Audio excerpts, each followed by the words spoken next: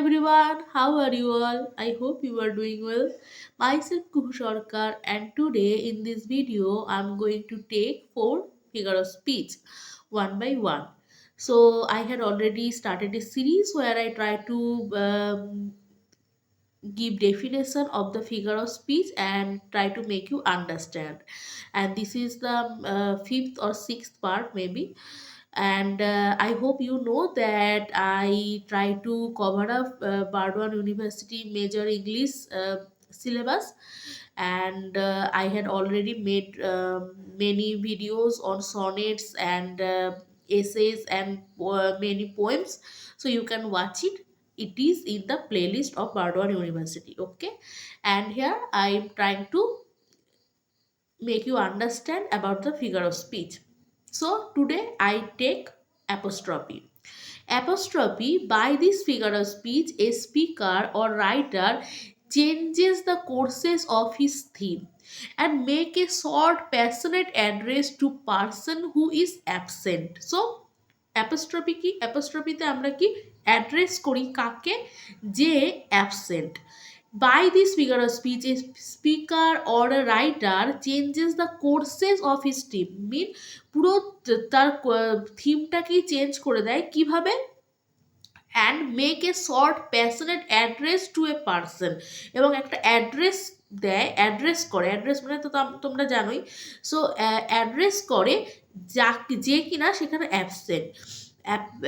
A short passionate address to a person who is absent or dead or inanimate object or to an abstract idea. So it addressed to the person who may be dead or absent or inanimate object or maybe an abstract idea. Abstract idea, you know, mean sadness, happiness. So these are the abstract idea. Okay, and this is like the personification, right? Personification also we try to personify the inanimate object, but here the difference is, here we want to address. এখানে কি আমরা address করছি, পার্সনিফিকেশনে কি হয়, আমরা personify করি যে কোনো একটা ইনঅ্যানিমেট অবজেক্টকে আমরা পার্সনিফাই করি, কিন্তু এখানে আমরা কি করছি, এখানে আমরা অ্যাড্রেস করছি। ঠিক আছে, দেখো।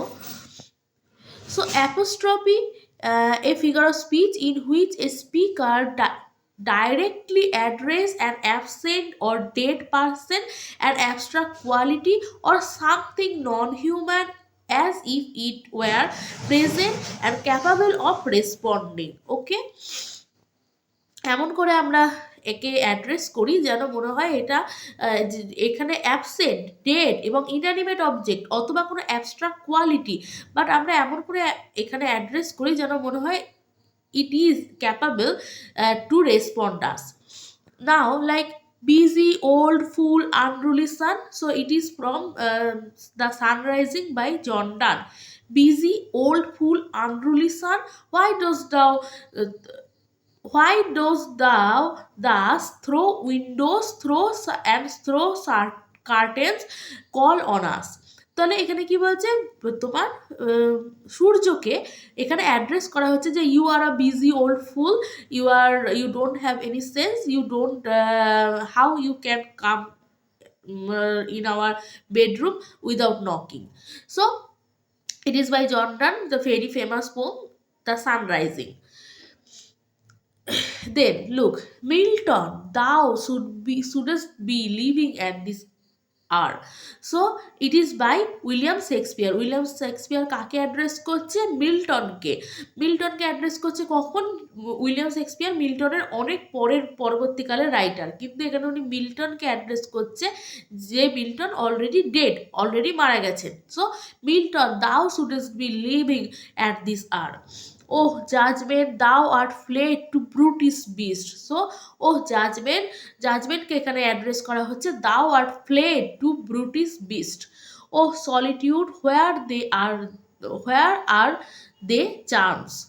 Then oh pardon me, thou bleeding piece of earth. Oh pardon me, thou bleeding piece of earth. তাহলে এখানে পার্সনিফিকেশন আর অ্যাপোস্ট্রোফিসের মধ্যে ডিফারেন্সটা কি, কিভাবে বুঝবো কোনটা পার্সনিফিকেশন এবং কোনটা অ্যাড্রেস? যখন আমরা দেখব যে কোনো কিছুকে অ্যাড্রেস করা হচ্ছে, যখনই আমরা দেখব কোনো কিছুকে অ্যাড্রেস করা হচ্ছে, সেখানেই আমরা বুঝে নেব যে এটা অ্যাপোস্ট্রফি। যেমন বুঝতে পারছো, ওহ মিল্টন, মিল্টন বলে কি একটা এক্সক্লামেশন মার্ক দিয়েছে, তাই তো? এখানে অ্যাড্রেস করছে, ওহ জাজমেন্ট এক্সক্লামেশন মার্ক, ওহ সলিটিউড এক্সক্লামেশন মার্ক। তাহলে এগুলো কি আমরা বুঝতে পারছি যে এখানে একটা অ্যাড্রেস করা হচ্ছে, তখনই এটা apostrophe figure of speech. Now see the next one. Periphrasis. What is periphrasis? Periphrasis is a figure of speech that uses multiple words to refer to something instead of directly naming it. মানে আমরা বলি না যে কোনো একটা কারো নাম ধরে না ডেকে আমরা যদি তার ফিচার্সগুলো বলতে থাকি, ওই লোকটা তো সে মোটা করে গেরা করে এই করে ওই করে ওই করে বিভিন্ন ফিচার বলছি, অনেক word, multiple word we are using, but we are not directly addressing or we are not directly speaking what we want to say. So periphrasis is a figure of speech that uses multiple words to refer something instead of directly naming it. It also known as circumlocution. So circumlocution we know when we just making it in circle. We are not going the direct position, we are not going the direct point, we are just circling the matter, so circling the speech, so it is also known as circumlocution. What is periphrasis? Periphrasis a figure of speech using more words than necessary to convey an idea, and it embellishes speech or writing by employing addition terms rather than concise language. Often it provides descriptive and contextual details, enhance understanding or emphasizing certain aspects of the subject matter. For instance, instead of saying I am leaving, আমি যদি বলি I am leaving, আমি বেরিয়ে যাচ্ছি, এটা না বলে if I say, one might say in paraphrasing by saying I am going to depart. So I am going to depart. Periphrasis as depth and nuance to language, contributing to its reaching and expressiveness. Okay, now see some examples which are mother of my father. So in reasoning we always do this kind of question, right? That who is your father, who is your who is she, who is your father's sister's mother, like. So instead of saying the mother of my father, instead of saying grandmother. Then elongated yellow fruit, instead of saying banana. So instead of saying banana, we are saying elongated yellow fruit. Then the vitamin laden liquid, instead of milk, instead of saying milk we are saying the vitamin laden liquid. Then the orbed maiden with white fire laden, we instead of saying moon we are saying the orbed maiden with white fire laden. So this is a famous line from a poem. Okay, then moving easels of winter, instead of saying icebergs we are saying moving easels of winter. So this is periphrasis. So now there are some difference between periphrasis and euphemism. What is euphemism? Let's know. Euphemism, it consists in the use of present word or phrases instead of an unpleasant, and it is an indirect way of expressing an idea. আমরা বলি না মিষ্টি মুখে ছুরি মারা, তো এখানেও সেই জিনিসটাই হয়।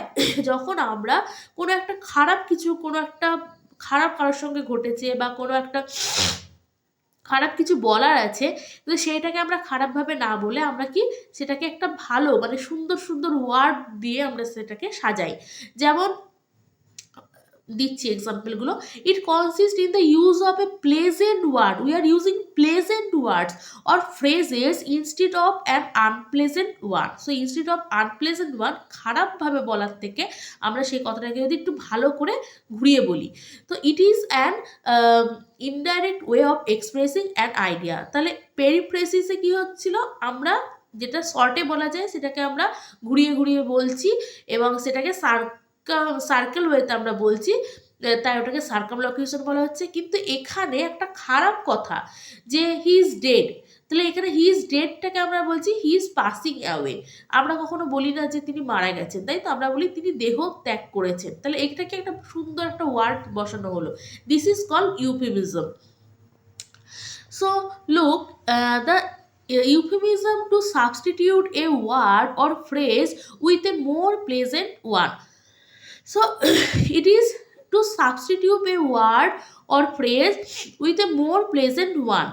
Like saying she passed away, তিনি মারা গেছেন, instead of saying she died. তাহলে she died, instead of saying she died we use she passed away. Then instead of saying euthanize we said put to sleep. He put to sleep. Then heavy or overweight we say big boned, big bone. Then instead of saying you are fired, mean, you know that in our job sometimes our boss said that you are fired, mean you lose this job. So instead of saying you are fired, we are saying I have to let you go, I have to let you go. Then he breathed his last. So he breathed his last mean he died. He perished on the scaffold mean was hanged. So he perished on the scaffold mean was hanged. Discord failed on the music of the soul, being become mad. So he become mad. Discord fell on the music of the soul. So euphemism, you understood, I think, because instead of using unpleasant word, we using pleasant word. Okay. Now, alliteration. This is most important, and like oxymoron, this is most important. So please note it down, because most of the poem have this figure of speech, and it is always asked in your exam. Okay. So alliteration. What is alliteration? Alliteration is a figure of speech that involves repeating the same consonant sound at the beginning of a series of word or phrases. মানে একটা লাইনে ও দুটো লাইনে আমরা কি করছি, একই consonant সাউন্ডসের repeat হচ্ছে, যেমন F F F, M M M.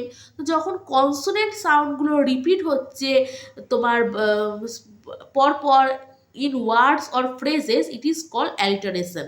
এবং আমরা কি করি, when it is consonant sound it is called alliteration, when it is repeating of vowel sound it is called assonance. Okay, I will teach it later. Now see alliteration. So alliteration is a figure of speech that involves repeating the same consonant sound at the beginning of a series of words or phrases. What are they? Look at the picture. The sly snake slithers slowly in the sand. So sa. This is a repeating of consonant sound. Then Peter picked a peak of peppers. Then she sells by the seashore. Sa. I bought a bag of big bell peppers. Okay. Then faithful friend from flattering foe. Fa. F.